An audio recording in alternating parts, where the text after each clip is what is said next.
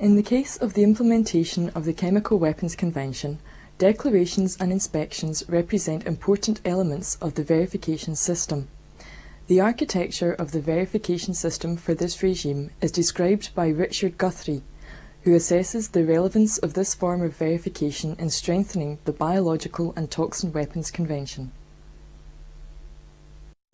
Well, the verification system of the CWC starts firstly with declarations. States have to provide information about a range of activities from their industrial activities, with a lot of detail required for the chemicals that are most of concern under the Convention, Schedule 1 chemicals, and lesser details for things in lower down schedules.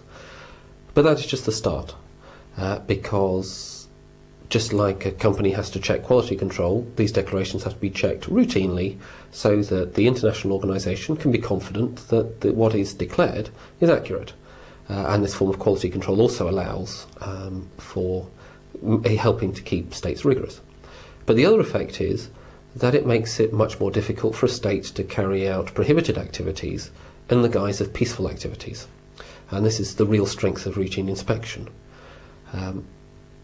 If states are not carrying out activities under the guise of peaceful activities, it then requires them to set up entirely separate establishments in different locations.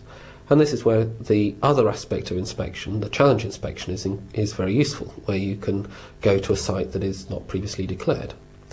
And this is very important because if any kind of activity that relates to the Chemical Weapons Convention is found at a site for which there is no declaration, then there is clearly an anomaly, to say the least, which could be suspicious, and therefore a challenge inspection can be called. And so having these two pillars of the inspection regime is very, very important to the Chemical Weapons Convention and allows declarations to be checked thoroughly. Ideally, a pattern which mirrored this would be of great benefit under the BTWC. One of the difficulties is levels of controversy, especially within the United States, about the role of routine visits, routine inspections. There is concern that inspectors might pick up information which might be useful commercially. And so this has led to worries about routine inspections, plus some concern that perhaps routine inspections wouldn't pick up very many violations, which it is true, because if the inspection system is rigorous, most countries that wanted to violate almost certainly would not use sites that they had declared.